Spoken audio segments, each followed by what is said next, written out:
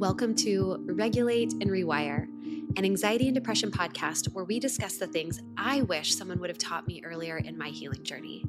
I'm your host, Amanda Armstrong, and I'll be sharing my steps, my missteps, client experiences, and tangible research-based tools to help you regulate your nervous system, rewire your mind, and reclaim your life. Thanks for being here. Now let's dive in. Let's start today off with a question. So I want to know, are you ever overstimulated by sounds? Does it ever feel like normal everyday sounds are just too loud? Does it ever feel like there's just way too much coming into your ears? Like you might explode if anybody makes any more noises. And I asked this because I told a story on my Instagram a couple months ago about how this is something that I notice happening for me, especially when I'm feeling stressed. And I kind of made a joke that the sound that usually puts me over the edge is actually my kitchen fan. You know, the one that you use on your microwave that you turn on when you're cooking so that it sucks up the smoke or whatever. And I was shocked by how many people sent me a DM and were like, oh my gosh, it's not just me. I hate the sound of the fan. That just is like my nails on a chalkboard. And I, in this story, was sharing how I was cooking dinner and my husband came up behind me and pushed that button to turn on the fan. And I just snapped. I snapped like big time. That sound was just the last drop in my stress bucket. And another example of how this shows up for me sometimes is when we're driving. Like if the kids are in the back whining and my husband has music on, especially if my husband is trying to like talk to me while the kids are whining in the back and the music is on, I get so overstimulated, so overwhelmed. And the one thing I've noticed for me too is that it's not always. Like sometimes I can turn the kitchen fan on like a reasonable and responsible adult and it's no problem. Sometimes there can be music playing while our family's being rowdy and doing like a Saturday morning cleaning sesh. And other times all those layering sounds make me want to absolutely crawl out of my skin. And this conversation has been coming up more and more and more. And so I figured we'd talk about it because this is something that I've only been able to articulate as part of my personal experience of dysregulation for probably a couple years now. So I remember early in my marriage, a few times I would just snap at my husband for whistling or clapping or turning music on when there was other noise happening. And he found himself saying things like, you snap out of nowhere. Like, I don't understand why you go from 0 to 10 so fast sometimes. And he was absolutely right to bring that up. That's how it looked from the outside and even sometimes how it felt. Because I have such a high tolerance for a high stress load, I don't always notice when my system is tense, when I'm so activated. And it does feel like, that pin drops and I explode. Other times I explain to him how I know on the outside it feels like I go from 0 to 10, but on the inside it was like, have my mind going a million miles a minute. I'm doing the dishes, the kids are over here. And it just boiled up. And whatever you just did was the last straw. And it took me a long time to be able to realize that when I was feeling stressed, I was especially sensitive to sound. Like sound was like pouring lighter fluid on the fire. And recognizing that has been really, really helpful. And that awareness opened up and continues to open up the possibility for me to do things differently, for me to notice that I'm stressed and to know that that's when the music needs to go off, to wear noise canceling headphones, to step outside and take some breaths for a moment, to choose to just simply smoke up my kitchen or open some windows instead of running that fan. And this awareness gives you choice. And so much of what I hope to give you in all of the episodes on this podcast is some of that education, that awareness that gives you choice in how to move through your life a little bit differently to lead to more regulation. And with this awareness and this choice, it led to really helpful communication with my husband. I remember reflecting back on a specific situation a few days earlier where I was in the kitchen and he was trying to say something to me from down our hall.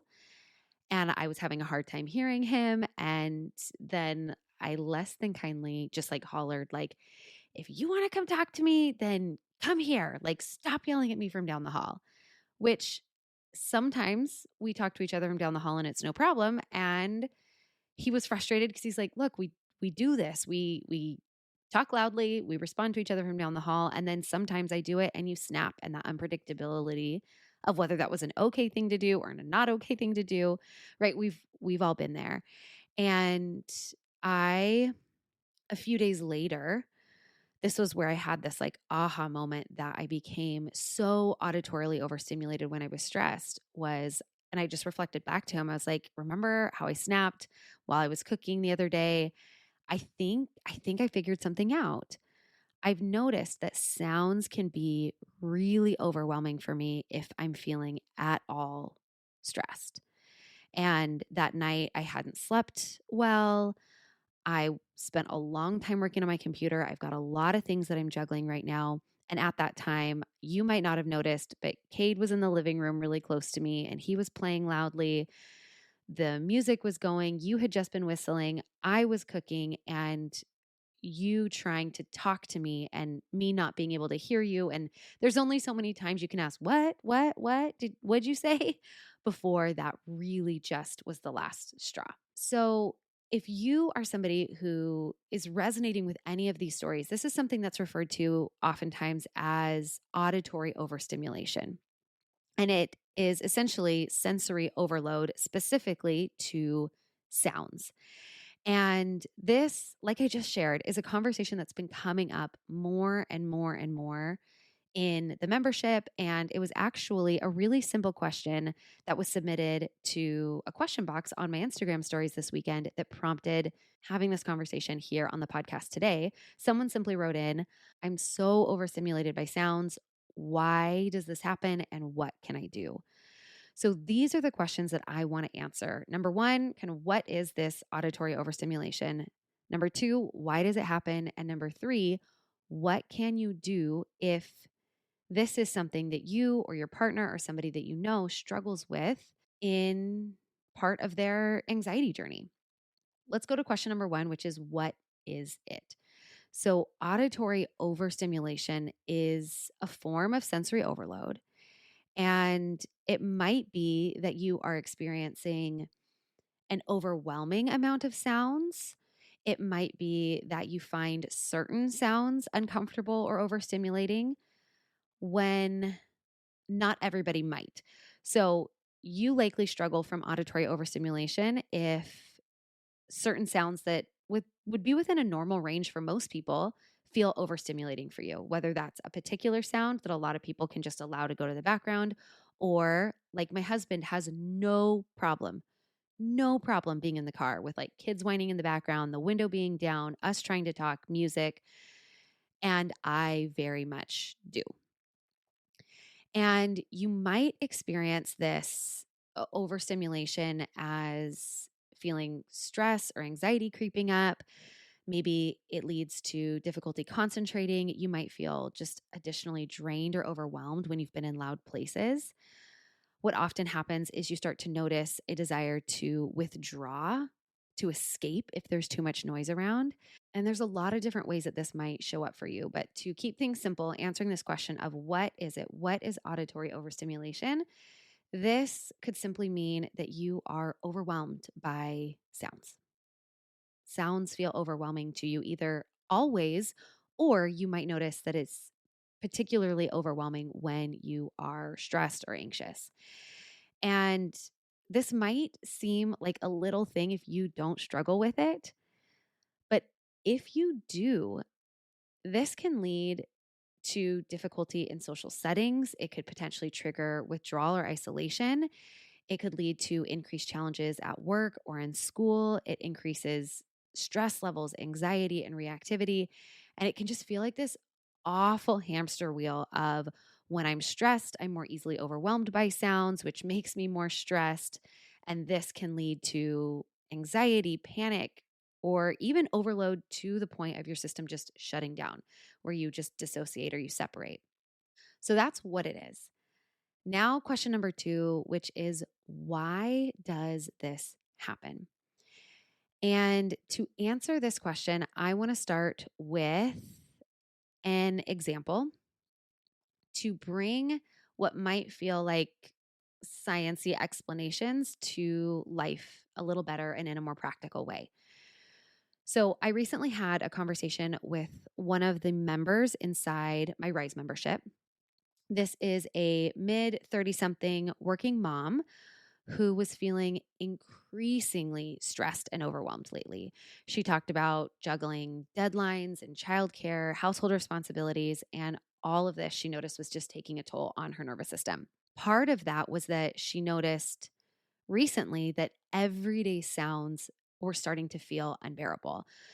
The clattering of dishes while washing up, the chatter of her kids playing, and she even mentioned that the hum of the refrigerator was just, she could hear it. It felt so loud. It was making, I think in her words, it's driving me nuts. Just that silly sound that I feel like I've gone years without ever noticing is driving me nuts. This extra layer of sound sensitivity was causing her to have a lower tolerance for her kids. She was more snappy with them.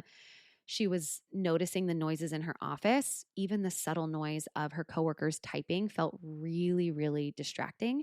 And she also noticed that she was saying no to things that she actually wanted to go to simply because she was avoiding any possibility of feeling more overwhelmed. And so in this conversation, we talked about 2 possible explanations for her experience. Number 1 was nervous system dysregulation. So we talked about how, due to what was becoming chronic stress, her sympathetic nervous system, so that's that activated yellow zone, her sympathetic nervous system was likely very overactive. So this was keeping her in that constant state of fight or flight. And this hyperarousal can manifest in a lot of different ways, one of which is amplifying our perception of sounds. And that is happening on a physiological level. And I'll go into more detail about that in a minute. But when we are in this sympathetic activated state, it can amplify sounds, making ordinary sounds feel overwhelming. So, like she said, typing, her coworkers typing wasn't something she'd ever really noticed in her workplace. And now it was all she could notice. It felt distracting, it felt deafening. And the second possible explanation for this increase in auditory sensitivity, we talked about maybe involving her auditory limbic connection. So the constant noise in her environment combined with her stress. And this could potentially be triggering more negative emotions like frustration and worry, disrupting the connection between her auditory system and her limbic system. And these emotional responses further amplify the perceived loudness and discomfort of the sounds. So if that sounded confusing, if that felt confusing, just hold on a second. We'll talk more about that in a minute. If this is something that you struggle with, this auditory sensitivity, I do just want to put a plug in that there are sometimes other underlying conditions. It's well known that autism or ADHD and auditory overstimulation are often related. But where I want to focus our conversation on today, and what I think applies to most of you listening to a podcast like mine, are the 2 reasons I mentioned in the example. Starting with what I think is the most common cause of auditory overstimulation, which is nervous system dysregulation. So when you are in a fight or flight state, that activated yellow zone, it can amplify the perception of sound. It changes the way that our auditory system works, again, making even normal sounds feel overwhelming.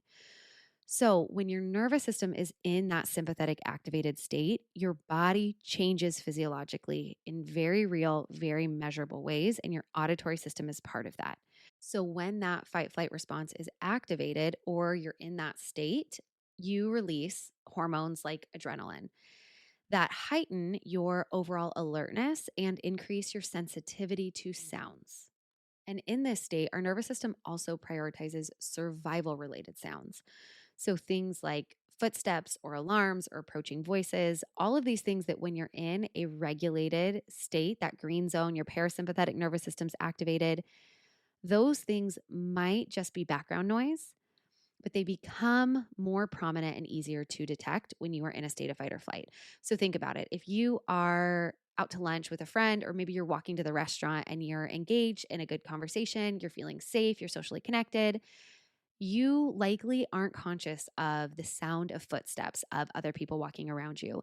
If a car alarm goes off in the distance, maybe you notice it, but you're not alarmed by it. You're not jarred by it. You're not worried about it. If there's another group of people having a conversation who are approaching, who are walking up behind you, again, maybe you're aware, maybe you don't even hear those noises because you are present and you're focused, you're engaged, you feel safe. But when we're in that activated state, certain sounds become much more prominent, much easier to detect. And when a lot of those things are happening at the same time, that layering of sounds can feel really overwhelming. And while in that activated state, certain sounds become clearer. Another thing that shifts in our auditory system is that our ability to distinguish between different sounds can be compromised.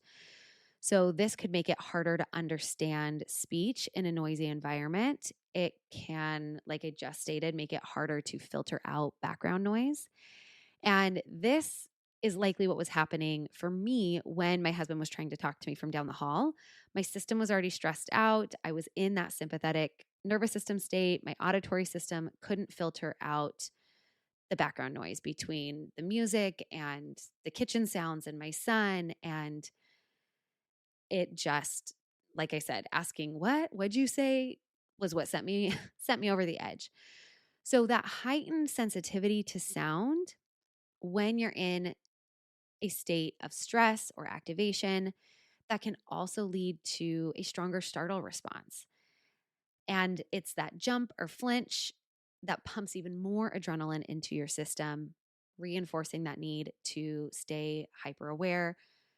So, what this all boils down to is that being in a heightened emotional state can amplify the perception of sound, which leads me to the second thing I talked about in that example. And for this, I'm going to get a little bit nerdy and into the weeds for a few minutes. And then I promise I will crawl back out to answer that third question, offering some supportive suggestions on what you can do if you or somebody you love struggles with this auditory overstimulation.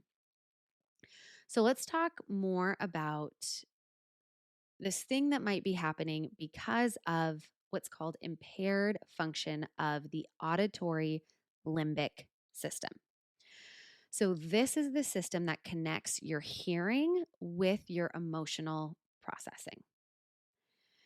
Have you ever heard a song that immediately made you feel happy or immediately made you feel sad or angry because it was tied to maybe a memory? This is part of that auditory limbic system. So, this auditory limbic connection refers to the neural pathways linking the auditory cortex, which is responsible for processing sound, with the limbic system, which is involved in processing emotion and memory. And this connection between the auditory and limbic system plays a really important role in how we perceive and respond to sounds based on their emotional context. So I know this might still, some of you are like, yes, I get it. Others of you are, I don't know if I totally understand. So let me break it down. Here's how this works. Sound reaches your ears, and our ears convert sound waves into electrical signals. Then we have our auditory nerves, and these electrical signals travel through the auditory nerve to the brainstem, where we find the auditory cortex. So the brainstem relays the signals to the auditory cortex, where the sound is processed and interpreted based on its features like pitch, volume, location. And so remember, when we're in that sympathetic activated state, we have a higher sensitivity to certain pitches and volumes and location of sounds in proximity to us. Then we have our limbic system. So simultaneously, that auditory cortex transmits information to the limbic system, which is where our emotional responses happen. So, this limbic system interprets the emotional significance of the sound based on your past experiences, your memories, your current emotional state. And this can influence your perception of the sound's intensity, pleasantness, or even trigger an associated emotional response. And here's what I'm talking about with some real life examples. So, the first is imagine hearing a familiar song. So the auditory cortex recognizes the sound, and then the limbic system might trigger positive emotions like nostalgia or joy based on past memories associated with that song. Another example of this could be hearing a loud car horn. So your auditory cortex identifies a sudden loud sound, and the limbic system, perceiving it as a potential threat, triggers that fight or flight response, leading to feelings of fear or anxiety. And the final example I'll share is calming music. So the auditory cortex processes the sound of this calming music, and then the limbic system interprets it as soothing or relaxing, promoting feelings of calmness and reducing stress. And one of the things that we did in last month's release class, for those of you who don't know already, I teach a monthly nervous system regulation and trauma release class. And this is part of my Rise membership, but also anybody outside of the membership. So, you, if you're interested, can join this monthly class. It's about a 75-minute experiential class where you not only learn tools to regulate your nervous system, but I also weave in teaching you why and how these tools work to give you greater context to continue to build out your own regulation toolbox. So, if you're curious about this class, I'll drop a link in the show notes where you can learn more. I'd love to have you join me for this month's class. But how this relates to today's conversation is that last month's class, one of the things that we did was that I played 3 very different sounding songs. And as a group, as we listened, we paid attention to how our brain, how our nervous system, how our emotions shifted as we listened. And it was interesting because there were one of the songs in particular, where about half the group felt positive, good feeling things from it. And the other half of the group didn't. It felt a little bit irritating for their nervous system, or it made them feel sad. And so, this is an example about how we're always filtering sound through our past lived experience, through our current emotional or physiological states. And so that exercise or that experience inside that release class was us playing with this auditory limbic connection and bringing awareness to that. And this really, really matters because understanding this connection, again, this hamster wheel of when we're overwhelmed, sounds feel more intense. Sounds feeling more intense can increase this emotional state of overwhelm. That awareness itself, I believe, and this is what I experienced, that when I was able to make that connection and understand this, the next time I started to experience this auditory overstimulation, I was able to say, "Ooh, oh, this is what that is. This is why that sometimes happens." Which takes us to question number 3, which is, well, what can I do? What can I do when I notice that? What can I do if this is something that I struggle with? And in answering this question, I'm also going to add some thoughts for those of you who maybe you don't struggle with it, but maybe you're like my husband and your partner does, or maybe your child does. The number one thing I want to talk about is awareness. So, what can I do about this? Is this awareness piece to be more mindful, not only the awareness of, oh, this is a thing and this is why it happens, what you've just learned if you've listened to this conversation up to this point, but to also build some personal awareness, to be more mindful about how sounds affect you. So maybe over the next week or month, you recognize your emotional responses to sounds might feel bigger than makes sense. And when they do, is it because maybe you're stressed? Maybe it's because you didn't get a great night's sleep. Like, is there any patterning that you can acknowledge around when you feel the most auditorily overstimulated? Another layer of awareness you might want to get curious about is if there are particularly triggering sounds for you. So, is that crowded environments, loud noises, sudden noises, maybe certain frequencies like high pitched noises? Is it maybe repetitive sounds? So, I know for me, one of them is repetitive sounds are pretty agitating to my system. And I've also noticed for me that it is the layering of different sounds. So, like you've already heard me talk about, my kids chattering, music playing, dishes moving around, my husband clapping, and always, always, always for me, that fan sound tends to be the worst. So, this goes for that kitchen fan, but also it's my shower fan too. So, I know if I'm feeling stressed, I absolutely will not run the bathroom fan while I'm showering. It drives my husband nuts. And he has learned the hard way that if he comes in while I'm showering to turn that fan on, and again, he's got a good reason for doing that. We don't want mold in our home. But he has learned that if he does that while I'm showering, it doesn't end well for him. And it's become a running joke in our relationship because I've had this awareness and been able to articulate to him why that feels so overstimulating for me.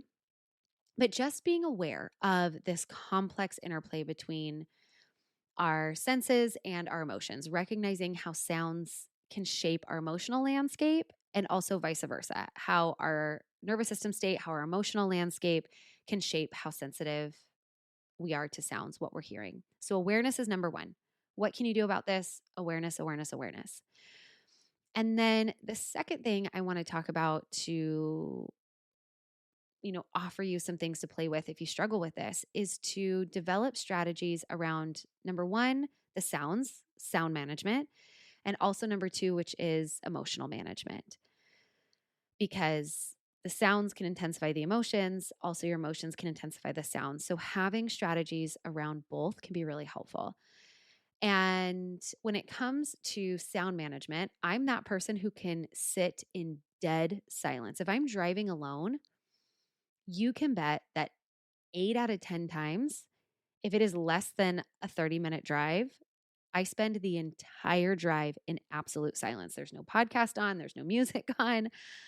And it's just for me, almost like everything just has to stop. It has to stop. And so building in doses of silence is also really helpful for me. Also in college, I remember a lot of my friends, maybe most of my friends, would study with music, do their homework with music. And I could not. It needed to be silent. And I'm curious now if that would have been different if I wasn't in such a chronically stressed out state all the time. But there's part of me that wished I could. And I was like, oh, like I don't want to be the person in the study group who like can't have music on, or I wanted to, I don't know. Did I think maybe I was cooler if I could like do my homework with music on? Maybe, but sometimes I would almost force it. I'd be like, I want to practice. I want to get there. And it just did myself such a disservice because I was less productive in the studying. And so just knowing that silence is a strategy. If you need to drive in silence, do work in silence, that's okay. And this may seem silly, but another strategy could be to have earplugs or noise canceling headphones. So I know that my sister in law, who has 5 kids, she walks around at least half of her day wearing her noise canceling headphones. Also, her kids are a lot older now, so they know if they need to get her attention, how they can do that. But just dampening the never ending noises that exist in a house with 5 kids has been really, really helpful in giving her increased emotional capacity, less reactiveness towards her kids, is just dampening that sensory input throughout the day. And so taking a moment to reflect on different strategies that you might be able to incorporate into your daily life to help manage sounds. And the second part of this is to develop strategies that help you better manage your nervous system states and your emotions. Because if you get better at regulating your fight flight response, your stress response, in theory, you will likely have less intense sensitivity to sound. And I'm not going to spend a ton of time strategizing about how to regulate your nervous system right here in this episode, because this entire podcast is hopefully supporting you to regulate your nervous system, regulate your emotions in one way or another. Now, I want to speak to if you notice that your partner or your child might be struggling with this too. Is it possible that you can notice that they're stressed and just proactively turn music off, turn a fan off, invite them to just step outside with you for a little bit? If it's noises inside a restaurant or wherever, like, hey, let's take a minute and step out. That's something that my husband has started doing that's really helpful. Is if he notices I'm stressed, he'll make sure that there's not music or a fan on. He'll give me space to just kind of step out and away from the noise for a bit. And if you are not sure if your partner or your kid struggles with this, I think it could be a really connecting question to find some time this week and just ask them. Simply ask them, like, hey, I've got a good question for you. Like, have you ever noticed that when you start to get stressed, that sounds feel really intense or really overwhelming? And either they're going to look at you like, oh my gosh, like you get me, and they'll answer your question, or they're going to suspiciously ask you why. And then tell them, like, hey, I listened to this podcast this week, and she was saying that a lot of people who struggle with stress or anxiety oftentimes are overstimulated or overwhelmed by sounds. And I was just curious if you've noticed that for you, and if I might be able to help when that happens in any way. And if you know that it's your kid, like, imagine this. Imagine you have a 10-year-old who has been experiencing some extra nervousness since going to middle school, and they became really anxious at lunch. Maybe they said, like, oh, I just don't like going to lunch. Maybe that's all they've given you is like, yeah, I just don't like being at lunch. Well, can you get curious? Because they maybe don't even know why. Maybe it's that they've noticed that noise that they used to be okay with, noise that used to feel manageable in a cafeteria, now feels overwhelming. It's maybe even painful for their ears. Maybe they just feel like they need to escape and they don't know why. Well, in an age appropriate way, can you help your child understand that, yeah, when we're feeling nervous or when we're feeling stressed, our ears actually become more sensitive to sounds and they can feel a lot bigger or a lot louder. And that can also make our emotions feel a lot bigger and a lot louder too. So, like, that makes sense. It makes sense that lunch is overwhelming for you because you've been sharing with me that you're a little extra nervous about being in middle school now. And so, even without offering them solutions, this context of like, hey, this thing that's happening to you makes sense, can provide so much support for their experience. And then maybe you can take it a step further and problem solve with them in a personalized way. Something before we end today, I want to put a plug in for is there is something called the Safe and Sound Protocol. And this was developed by Dr. Stephen Porges, who is the founder of the polyvagal theory. And this is something I've been recently looking into because a question was asked about it by one of my Rise members.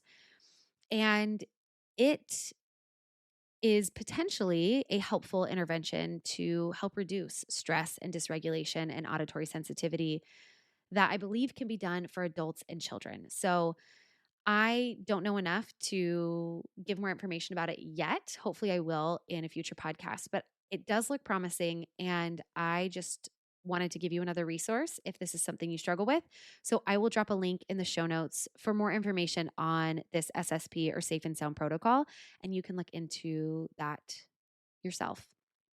So, all right, friends, let's bring this conversation together with 3 tangible takeaways. So, number 1 is that we hear sounds differently when we are in a sympathetic state. And this can make those sounds feel overwhelming, distracting, and can increase the stress load on our system, making emotions also feel bigger or more distressing. Number 2 is that awareness of how you experience this is the first step. So I again just want to invite you to pay attention to when and how you notice this auditory sensitivity showing up for you most, and if there are any particular sounds or types of sounds that feel the most aggravating for your nervous system.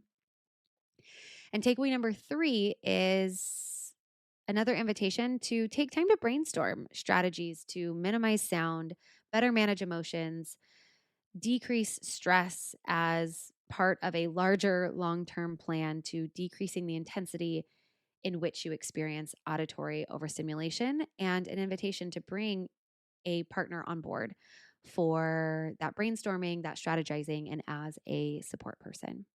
All right, friends, that's what we've got today. I know this was quite a niche conversation, but like I said, it's been coming up more and more. So I hope this is helpful.